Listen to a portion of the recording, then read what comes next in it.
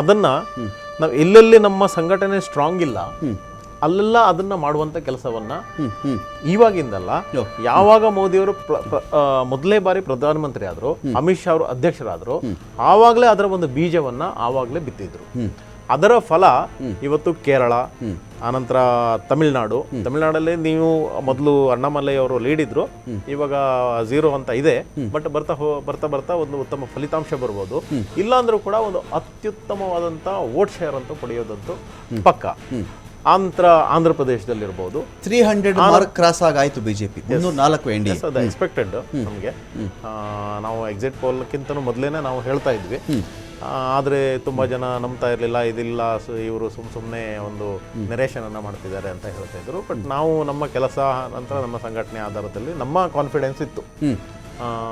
ಅದರಿಂದಾಗಿ ನಮಗೆ ಅದು ಬಹಳ ಒಂದು ಇವಾಗಲೇ ಏನೋ ಒಂದು ದೊಡ್ಡದಾಗಿ ಎಂದು ಅನಿರೀಕ್ಷಿತ ಫಲಿತಾಂಶ ಬಂತು ಅನ್ನುವಂಥದ್ದೇನು ನಮಗಿಲ್ಲ. ಅದರಿಂದಾಗಿ ನಾವು ಕ್ವೈಟ್ ನ್ಯಾಚುರಲ್ ಆಗಿದ್ದೀವಿ. ಓಕೆ, ಆಯ್ತಾ. ಆ ಒಂದು ಪ್ರಯತ್ನಗಳು ನಾನು ಏನು ಹೇಳಿದೆ, ಪರಿಶ್ರಮ, ಅದು ಆ ಸಂಘಟನ್ ಅವ್ರ ಶಾಸನ ಅಂತ ನಾನು ಆವಾಗಲೇ ಹೇಳಿದ್ದೇನೆ. ಅದನ್ನ ನಮ್ಗೆ ಎಲ್ಲೆಲ್ಲಿ ಶಕ್ತಿ ಇರಲಿಲ್ಲ ಅಲ್ಲೆಲ್ಲ ವಿಸ್ತಾರ ಮಾಡುವಂತ ಕೆಲಸವನ್ನ 10 ವರ್ಷದಿಂದ ಮಾಡಿದ್ವಿ.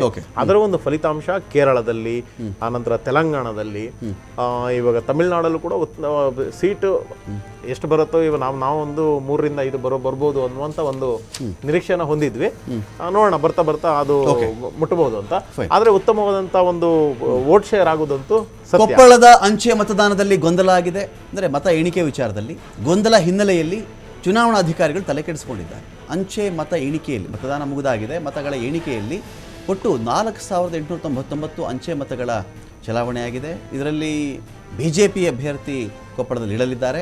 ಆದರೆ ಮತ ಎಣಿಕೆ ಹಿನ್ನೆಲೆಯಲ್ಲಿ ಗೊಂದಲ ಆಯಿತು ಅಂಥೇಳಿ ಮತಮ ಎಣಿಕೆ ಮಾಡಬೇಕು ಅಂಥೇಳಿ ಒಂದು ಒತ್ತಡ ಕೇಳಿ ಬಂದಿದೆ. ಹಾಸನ ಅಂತ ಬಂದಾಗ ಪ್ರಜ್ವಲ್ ರೇವಣ್ಣ ಲೀಡ್. ಹಾಸನದಲ್ಲಿ ಪ್ರಜ್ವಲ್ ರೇವಣ್ಣ ಲೀಡ್, ಹಾಲಿ MP ಕೂಡ ಹೌದು. ಇನ್ನೊಂದು ಕಡೆ ಇದೀಗ ಹಾಸನ ಪ್ರಜ್ವಲ್ ರೇವಣ್ಣ ಹಿನ್ನಡೆ. ಇದೀಗ ಹಾಸನದಲ್ಲಿ ಪ್ರಜ್ವಲ್ ರೇವಣ್ಣಗೆ ಹಿನ್ನಡೆಯಾಗಿದೆ. ಮೈತ್ರಿ ಅಭ್ಯರ್ಥಿ, ಕಾಂಗ್ರೆಸ್ನ ಅಭ್ಯರ್ಥಿ ಶ್ರೇಯಸ್ ಪಟೇಲ್ ಲೀಡ್ ತೊಗೊಂಡ್ರು. ಹೇಳ್ತಾರೆ ರೌಂಡ್ ಟು ರೌಂಡ್ ಚೇಂಜ್ ಆಗಬಹುದು ಅಂತ. ಕಾರಣ ಈ ಮತ ಎಣಿಕೆ ಇದೆಯಲ್ಲ, ನಾನು ಹೇಳ್ತಾ ಇದ್ದಾನೆ, ಲಕ್ಷಗಟ್ಟಲೆ ಮತಗಳು ಎಣಿಕೆ ಆಗಬೇಕಾಗುತ್ತೆ. ಇಲ್ಲಿ ಒಮ್ಮೆ ಹಾವು ಏಣಿ ಆಟದ ಥರ, ಯಾರೋ ಮೇಲೆ ಹೋಗಿರ್ತಾರೆ ಮತ್ತು ಯಾರೋ ಕೆಳಗೆ ಬರ್ತಾರೆ, ಈ ಥರ ಆಗ್ತಾ ಇರ್ತಿದ್ದು. ನೋಡಿ, ಕರ್ನಾಟಕದ ಒಂದು ಕ್ವಿಕ್ ಅಪ್ಡೇಟ್ ಕೊಟ್ಬಿಟ್ಟು ನಾನು ಬ್ರೇಕ್ ತೊಗೊಳ್ತೀನಿ. ಬಿಜೆಪಿ 20 ಲೀಡಲ್ಲಿದ್ದಾರೆ, ಕಾಂಗ್ರೆಸ್ 7ರಲ್ಲಿ, JDS 1 ಆಯಿತು. ಆಗಲೇ 3ರಲ್ಲಿದ್ದರು JDS, ಈಗ 1ಕ್ಕೆ ಕುಸಿದ್ರು. ಕಾಂಗ್ರೆಸ್ 6ರಲ್ಲಿದ್ದರು, ಈಗ 7ಕ್ಕೆ ಅವ್ರದ್ದು ಶಿಫ್ಟ್ ಆಗಿದೆ, ಅವರ ಒಂದು ಮುನ್ನಡೆ. ಬಿಜೆಪಿ 20ರಲ್ಲಿ ಲೀಡನ್ನು ಕಾಯ್ದುಕೊಳ್ತಾ ಇದ್ದಾರೆ ಕರ್ನಾಟಕದ ಮಟ್ಟಿಗೆ. ಓವರಾಲ್ ಆಗಿ NDA ಅಂತ ಚೆಕ್ ಮಾಡಿದ್ರೆ 311, ಇಂಡಿಯಾ ಅಂತ ಚೆಕ್ ಮಾಡಿದ್ರೆ 145 ಸ್ಥಾನಗಳಲ್ಲಿ ಲೀಡನ್ನು ಇವರು ಮೇಂಟೈನ್ ಮಾಡ್ತಾ ಇದ್ದಾರೆ.